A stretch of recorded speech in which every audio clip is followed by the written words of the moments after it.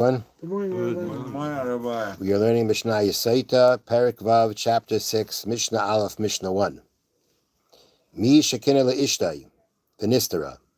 Person warned his wife not to go into seclusion with a man, with a specific man, and she did. But he doesn't know about it. Or now the Mishnah is going to say, well, what happens under certain circumstances I should say, what are the circumstances by which we say that he has enough information to know that she did go into seclusion, and because of that, she would be forbidden to him, and then he can give her the bitter waters to drink from. Now, clearly, if there's two witnesses to that, there's no question that's going to have the consequences of it becoming forbidden, and he can give her a drink. But according to the first opinion of the Mishnah, afilu shama me'oifa pareach. Even if he hears from a flying bird, a little birdie told him that she went into seclusion, Yoitzibi tank ksuba, he divorces her and he gives her a ksuba. These are the words of Rebbe Eliezer. Now, of course, this is not literal. He hears it from a bird flying by, but it's a way of saying that all the regular rules of testimony do not apply here. Rebbe Eliezer follows his opinion that we had at the beginning of the Masechta, this tractate, that he says that even one witness can testify to the fact that she went into seclusion. And once you say that, now typically for marriage issues you need two witnesses, but by Sotah, in the situation where she was warned not to go into seclusion and she went into seclusion. So there, Rebbe Eliezer, who is the first opinion here, he holds that even one witness works. And once you say one witness works, it's not just one witness. It means anybody. It could be a woman who's typically not a kosher witness.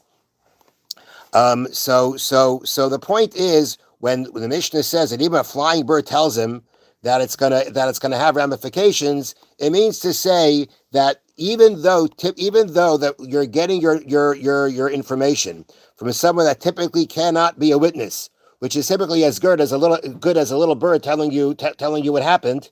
Here in this case, once she was warned by her husband, anybody, whether it's a woman, whether it's a slave, typically these people are not able to be witnesses.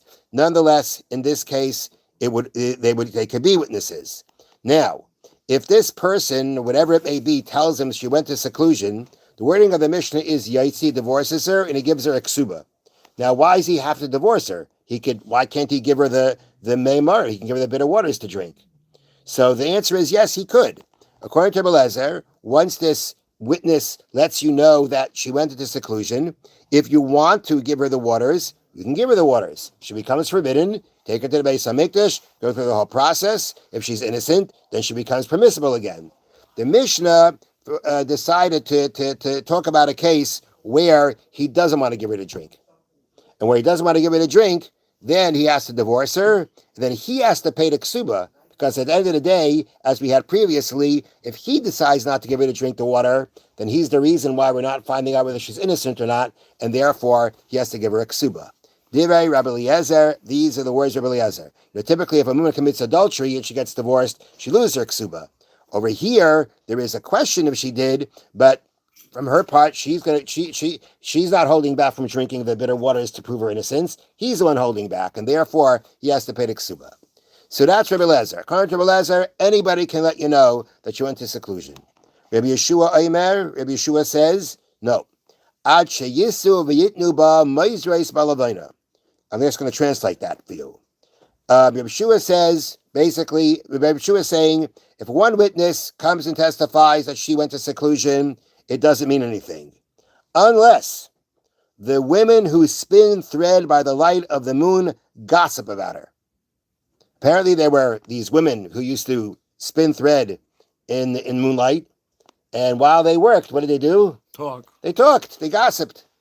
And she is the topic of their gossip, and they're saying about her that she is guilty of immoral behavior. They're saying she has been fooling around.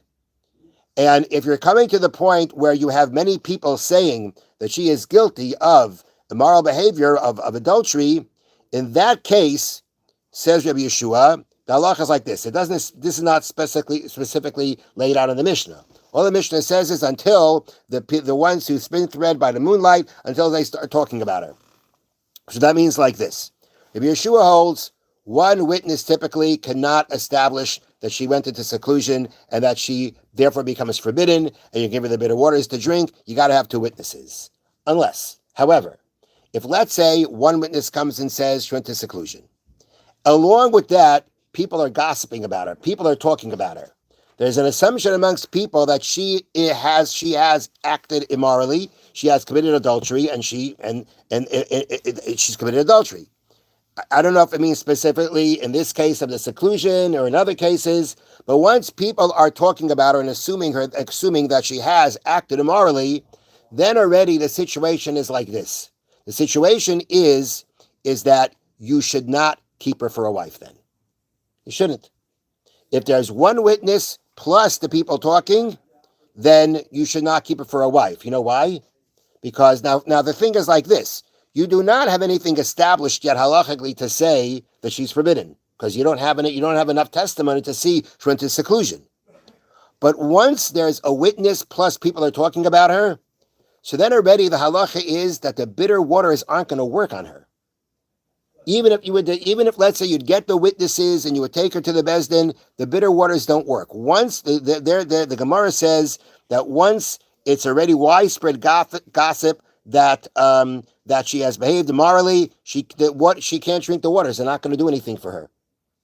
So what you're left with in a situation is like this. There's nothing establishing halachically she's forbidden to you. However, the situation calls for that you should not keep her as a wife.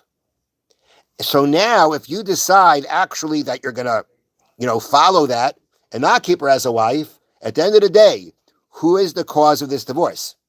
You are. Because halachically, she's permitted to you. You're deciding to follow you're following an idea, a concept, a good concept, but again, it's your choice to follow this idea that because of her behavior, and there's one witness, you're not going to keep her as a wife. But that's you. And therefore, the halacha is, the Mishnah has mentioned this, but the halacha is that when you divorce her, you got to give her a ksuba. Because it hasn't been established that she did anything wrong.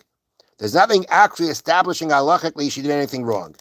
So even though we say it's the proper action is not to keep her as a wife, but again, since it's not halachically she's forbidden, you can't blame the divorce on her, it's on him, and therefore, when he divorces her, he gives her a ksuba. So according to Rabbi Yeshua, so we have this just to sum up the Mishnah.